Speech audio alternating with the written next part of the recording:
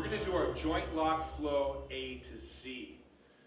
I've simplified it into 26 locks. It's kind of a catchy, fun name. It's everything that you can apply if you're a Kempo martial artist, Kempo karate martial artist. You can find this in Wing Chun, Dosei Pars, all the systems that we teach at Key Fighting Concepts, all the downloads that you've been doing, our stick hubad, our stick disarm, some of our knife flow drills, etc. All of these locks are there. Are there more locks than the 26 or the A to Z that I'm going to teach you? Yes. Are these the best locks and the only locks that you must learn? No. You can improvise. This is a joint lock flow. It teaches you to flow. It teaches you to feel. You have a tactile learning going on because you're finding, and Josh gives me a punch and I'm ducking and I'm hitting him, but I feel where he's at, and I can find those joint locks through sensitivity, depending upon my intent, the environment, multiple opponents, etc. Most joint locks that you get standing up, you find. You don't really go after. When you're doing grappling, like you're doing jiu-jitsu, of course, because you have the ground, you have that foundation, you've now totally connected your legs, your lower arc into the joint locking process by tying up your opponent, weight distribution, and gravity and balance and so on. You can make locks work through technique and overpowering them, leverage and gravity, etc. Standing up, it's different. I mean, if Josh puts a hand out in front of me, and I'm, relax, and I'm going to put him in this lock right here. Now I can throw him from here. I can come around and do different things from here. Okay? That's really cool. Now put your hand out, please. Be strong. It doesn't work. So you have to loosen them up and then, do other things to them. Spit in their face, diversion.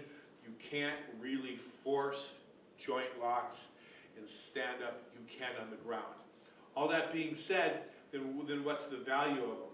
Well, the value of the joint lock flow is you learn to feel and find in a fluidity perspective, and then all of a sudden when you're fighting and he punches me and boom, and a hammer fist and he drops, and I come around to here and it's like, oh, what's this? And all of a sudden, oh, I found a lock right there, which by the way isn't part of our joint lock flow, but because I understand joint manipulation, that you can create them as well. It's very similar to our stick patterns. Once you understand the basics, you can create. All right, enough of that.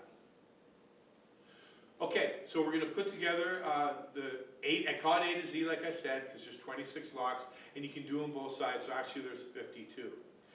Later, we're going to show you the counters to the locks and other downloads. And so we're going to teach you how to get into them now, or how to get your opponent into them, and in a variety of ways. And then once you master these, we're going to add the counters to the locks so you know how to deal with it when it's done on you. Josh gives me a right punch, and now this is just the beginning way to get in as a reference. Okay? So go ahead, he punches me. I'm going to do a pak sao in Wing Chun, or it's like an inward block punch in Kempo. Okay? And if he gives me a punch, it's like a one-step block in Silat and so on. The point is not that you have to learn what Silat people do or what Kempo or Wing Chun people do. The point is whatever your normal method or the methodology you use to block a right cross or a straight punch, go ahead and use that. I'm going to be doing a slapping right here, a pak hand that I can hook and manipulate. That's what I do. Even if he retracts the hand, boom, I can still manipulate it and find it. So I find it I wouldn't say superior, but an easily accessible way of making this thing work. And that's right out of our slam set, so it's the pak sao, eat right punch. Even in Kempo, you do similar type palm blocks. The point then is, however you want to enter on the blocks to initiate it, just do it your way and then just find the lock after that. All right, all that being said, we're sort of setting the framework.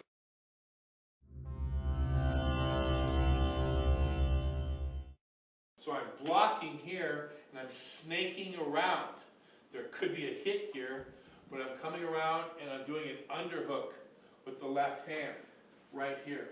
Underhook is from grappling. Josh gives me a right punch. I'm pak saoing, moving in. Yes, I could be hitting, whatever. And I'm wrapping around here. getting this elbow above the shoulder. This is imperative for you to be successful. Then I'm taking a futsal from Wing Chun, and I'm using it here as a bridge to his neck. You've seen us do this before on our fighting stance, please, on our slap, slap, elbow. So you can see all these locks you've probably seen before. So that's not particularly unique. The uniqueness is learning it from A to Z methodology so you can memorize it, and then you can manipulate through tactile understanding with a partner. Okay? All right, here we go. So right punch. I'm slapping, coming around. Now if this was fighting, I'd be adding something here. But my left hand snakes around. My right hand's in this position. This is lock number one. Now one of the things about this is, when Josh does it to me, and he doesn't get the underhook with the left hand, here, up over my deltoid, move your right hand please, Josh, so they can see it. Be strong, strong, strong. I can maybe manipulate him. Now, obviously, if you're bigger and stronger than somebody, it makes it more available. But nevertheless, leverage-wise technique, if he does not get that underhook, boom, I can feel that, and I'll jam right into it, blow out his knee or whatever. That is, quote, one of the counters I'm not going to go on and on about, but the point is, when he gets that underhook over and above, remember, he's already said high. He's already hit me, whatever. Now, be strong. But because my elbow's above my shoulder, I don't have any leverage to do that. As soon as my elbow is parallel or lower, I've got a lot of leverage to get him, okay? So that's really important. Go ahead, Josh, do it again. Boom, into here, right to there, that's your lock number one, or A. Let's do it again. You can do it to the left side. All these things can be done, of course, both sides. We're going to primarily show you the power side or right side. All of the locks you're going to be able to find in a myriad of different opportunities for you. We sort of statically or put the joint lock flow into a box because then it's learnable, it's teachable, it's learnable, and then it's practical for that learning process. Once you get familiar with the joint lock flows, then of course, like everything we teach, you're going to embellish, you're going to do it on the ground, you're going to do sticks, you're going to be boxing. Whoa, look at that, bound to lock, that was kind of fun. And then again, as I said, we'll later teach you the counters. Well, let me give you an example of that. If you don't know Who Bud, we have our downloads for Who Bud, but as we're doing Who Bud here, I can go into that lock right from Who Bud. Oh, sorry. I just changed it a little bit to get there, okay? So that's kind of fun. If we're doing brush, grab, strike, I could do it right there. Of course, if they leave their arm up, they're an idiot, but understanding, I'm going brush, grab, strike. There's your lock right off of that. If I'm doing Chi Sao from your Wing Chun lines here, I'm coming around, trapping and hitting. Look, there's your lock, okay? Once again, I'm here, I can come around, trap and hit, and there's my lock off of that.